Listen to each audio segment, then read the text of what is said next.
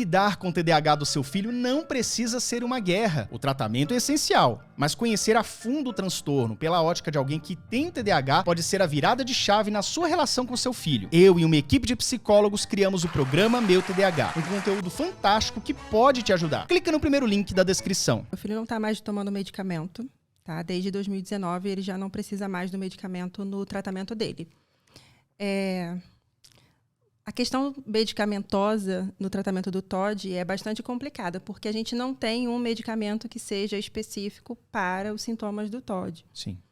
A gente ainda tem, por exemplo, medicamentos específicos para o TDAH, que ainda assim não tem aquele mesmo resultado para todo mundo que toma. Então já tem uma variação muito grande. Imagine para o TOD que não tem nada específico, né? Como se fosse uma gripe, um resfriado, que a gente não toma o remédio para resolver o que causou a gripe, para matar o vírus. E sim para amenizar os sintomas até que o nosso sistema imune dê conta disso. Então, no TOD é mais ou menos assim. Se a criança está muito agressiva, geralmente se usa um remédio para tentar diminuir aquela agressividade. Se a criança está tendo uma frequência muito alta de crises, geralmente se usa ali um antipsicótico para dar uma amenizada na frequência e na intensidade das crises. Então, a gente tem aí sendo utilizado no tratamento do TOD os antipsicóticos, os estabilizadores de humor, são os mais comuns. Depende também das comorbidades que essa pessoa tem. Então, às vezes, a criança tem o TOD, mas também tem o TDAH. E tem casos onde, tratando o TDAH, né, fazendo uso de um psicoestimulante, a gente já consegue ter uma melhora dos sintomas do TOD. Não quer dizer que o problema, na verdade, era TDAH e a pessoa não tem TOD. Óbvio que tem casos que a gente acaba descobrindo isso, mas na maioria dos casos não é isso que acontece. O que acontece, na verdade, é que a própria diminuição, por exemplo, da impulsividade já faz com que aquele comportamento agressivo, explosivo, que também tem a impulsividade ali influenciando na intensidade desse comportamento, Sim. vai diminuir um pouco. Então, vai dar uma amenizada nos sintomas. Então, é isso. A gente tem esse pool de medicamentos, né? Mas a gente não tem um padrão. Olha, o tratamento de ouro para o TOD é X. Não tem. Queria poder te dar essa resposta. Mas não tem. O comportamento que a gente vê desses medicamentos são muito assim. Beleza, vou dar um exemplo aqui de um medicamento que é muito usado, risperidona.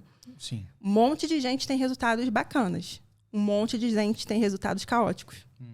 Entende? Às vezes até piora, né, os sintomas. Exatamente. Né? Então o que ela falou é basicamente aquela questão de você estar o tempo inteiro experimentando novas possibilidades junto com o seu médico, né? Sim. Mas estando aberto a experimentar novas possibilidades, combinações e tudo mais, que o médico não ser resistivo também, né? Tem muita gente que fala assim, não, eu vou tratar só no amor. Às vezes, você tem que estabilizar neuroquimicamente aquela criança ou aquele adolescente, e o medicamento entra com uma excelente mão de obra, e é o banquinho lá que você falou, né? Se você tirar uma perna, vai ser difícil equilibrar, né? Exato. Mas eu acho importante também fazer uma observação em relação a isso, porque um problema que a gente sofre muito quando tem um filho com TOD é a culpa materna. A culpa materna, toda mãe sofre com isso de uma forma um pouco além do que deveria. No entanto, quando a gente tem um filho com algum diagnóstico, pega isso e multiplica por 10, né? Então, a gente sente culpa de tudo, até das coisas que a gente não teria nem como ter controle. Muita cobrança. Então, essa questão de medicamento, muitas famílias encontram resistência, né? Não quero dar esse remédio pro meu filho, é tarja preta, meu Deus do céu, não vou dar esse remédio pro meu filho. Eu fui uma mãe que sofri isso, eu não peguei a receita médica e saí direto para a farmácia para comprar. Não, eu levei uns meses para comprar o medicamento primeiro que foi passado para o meu filho. Eu fiquei nessa relutância, né? Eu fiquei, ai meu Deus, não é possível. Será que dá para resolver só com terapia? Será que dá para resolver eu mudando alguma coisa? Eu tô errando em alguma coisa?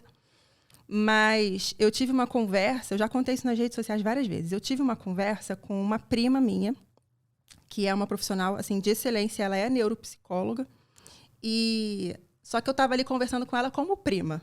Somente, nada de profissional. E aí falei desse meu medo, né? Eu não queria dar esse tipo de medicamento para o meu filho. Parecia que seria a confirmação de que eu sou uma fraude como mãe. E aí ela falou para mim, olha, Gisele, eu entendo o seu medo, né? Eu entendo os seus receios. No entanto, vou te falar como profissional. Eu, enquanto profissional, preciso que o meu paciente, que naquele momento está desestabilizado, né? A gente não consegue, tá muito agressivo e tal, eu preciso da ajuda do medicamento para dar uma amenizada inicial nos sintomas, não vai resolver, mas dar uma diminuída naquela intensidade que está fora de controle, para que eu entre com a terapia e a terapia comece a fazer um efeito relevante. Entendi. E aí, depois de um tempo nessa dinâmica, a terapia vai fazendo um papel mais relevante e o medicamento vai sendo menos necessário. Não temos como afirmar que ele vai chegar num ponto que não será mais necessário. Aí depende de caso a caso. No entanto, pode sim ter como objetivo, lá na frente, ele ser menos necessário. Mas para isso eu preciso daquela ajuda, daquele auxílio inicial. Quando ela falou isso, caiu uma ficha gigante.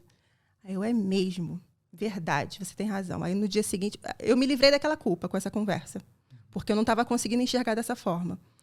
Então, eu comprei, comecei a dar o remédio. Não deu certo o primeiro remédio, mas assim, eu precisava me livrar dessa culpa inicial. Então, eu acho importante falar isso, porque talvez muita gente aqui assistindo agora pense assim, mas mesmo assim, ninguém na minha família nunca tomou remédio de tarja preta e o meu primeiro vai ser meu filho. Ou então, só tem 5 anos, 6, 7. Ok, pode ser que comece e não dê certo, mas infelizmente a gente não tem como prever qual vai ser o efeito. Então, nesse caso específico do TOD, infelizmente tem essa necessidade de tentativa e erro na maioria dos casos.